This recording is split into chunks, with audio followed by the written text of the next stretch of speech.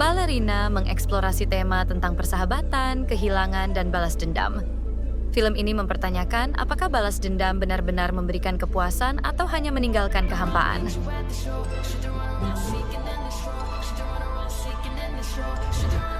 Kehidupan Okaju film dibuka dengan pengenalan karakter utama. Okaju, seorang mantan penjaga keamanan pribadi yang terampil dalam pertarungan fisik, senjata api, dan teknologi pengawasan. Namun, hidupnya terasa kosong setelah meninggalkan pekerjaan tersebut. Dia menjalani kehidupan yang sunyi dan penuh kehampaan, tanpa tujuan atau hubungan sosial yang berarti. Okaju memiliki hubungan yang dekat dengan sahabatnya, Minhee, seorang penari balet berbakat yang bekerja keras untuk mewujudkan mimpinya. Minhee adalah satu-satunya orang yang membawa kebahagiaan ke dalam hidup Okju. Mereka berbagi momen kebersamaan yang penuh kehangatan dan saling mendukung dalam kehidupan masing-masing. 생일이에요? 네. 누구요? 왜 지냈어? 무슨 일해? Suatu hari, Minhee mulai menunjukkan tanda-tanda ketakutan dan kecemasan. Dia mengungkapkan kepada Okju bahwa dirinya menjadi korban pelecehan dan ancaman oleh seorang pria bernama Choi Pro.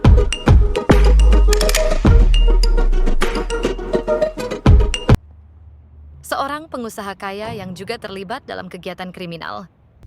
Choi Pro adalah sosok manipulatif dan kejam yang menggunakan kekuasaannya untuk mengeksploitasi orang lain.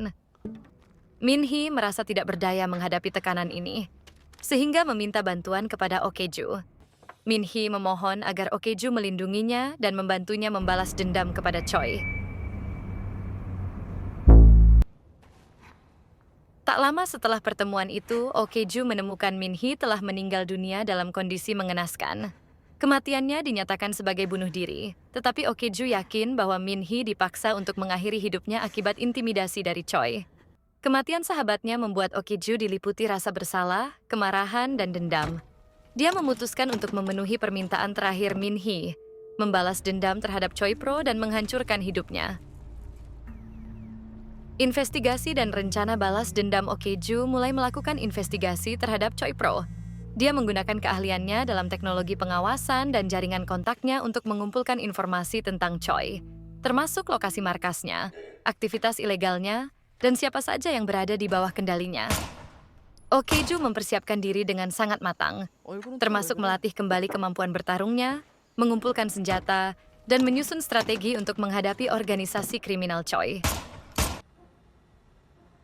Eksekusi balas dendam. Serangan terhadap Choi, Okaju mulai menyerang jaringan kriminal Choi secara sistematis. Dia menargetkan anak buah Choi satu persatu.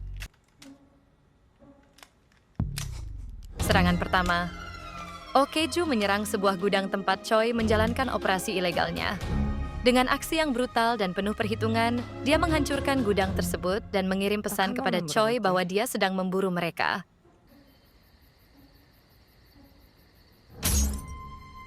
혹시 나한테 말해줄 수 있는 사람 있겠니? Choi mulai menyadari ancaman dari Okju dan mengerahkan lebih banyak anak buahnya untuk menghentikannya. 내가 너한테 뭐 개인적인 감정이 있는 거. Namun, Okaju berhasil mengatasi setiap rintangan dengan keahlian tempur dan strategi yang luar biasa.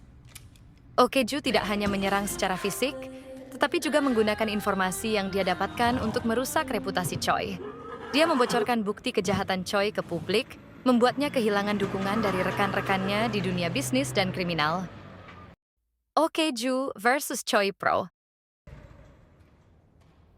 Pertarungan klimaks terjadi ketika Okju akhirnya berhasil mencapai markas utama Choi.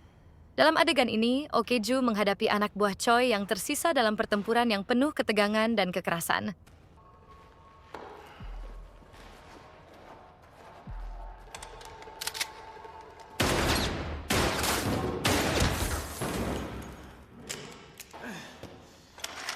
Setelah mengalahkan para penjaga, Okaju berhadapan langsung dengan Choi Pro. Pertarungan mereka sangat brutal, menggambarkan tingkat kebencian dan rasa dendam yang mendalam. Meskipun Choi mencoba melawan dengan segala cara, Okaju akhirnya berhasil mengalahkannya. 지금 일을 너무 키워놨어. 이제 애초에 일이 이렇게까지 커질 거라고 생각도 못했겠지 넌. 아이 씨발 그러니까 너 누군데? 나 기억 안 나? 아 기억 안 난다고 이 씨발년아! 나야. 발레리나. Namun, dia tidak membunuh Choi dengan cepat. Sebagai bentuk balas dendam yang lebih menyakitkan, Okeju mempermalukan Choi dan membuatnya merasakan ketakutan dan penderitaan yang dirasakan Minhee. 잠깐만. 뭐 하나만 물어보자. 아니 걔 진짜로 발레리나였어? 아 난 당연히 거짓말인 줄 알았지. 뭔 발레리나가 이렇게 뚱뚱하냐? 내가 걔 다 벗겨봤잖아.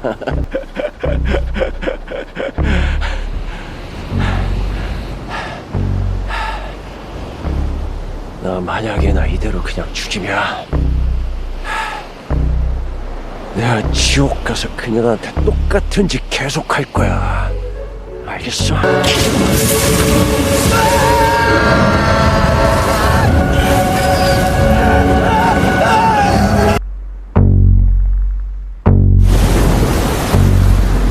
Jalan baru bagi Okeju.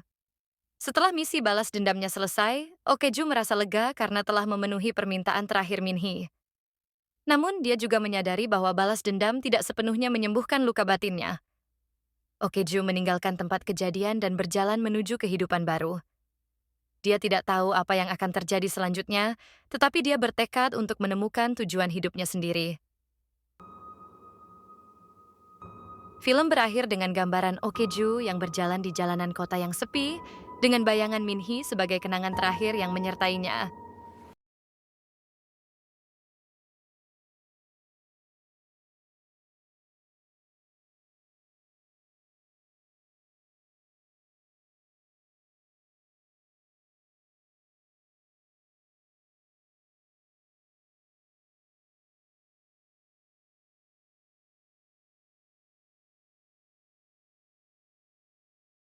Pesan yang dapat diambil dari film ini, bahwa meskipun balas dendam dapat menghapus keadilan secara personal, itu tidak selalu membawa kedamaian dalam jiwa.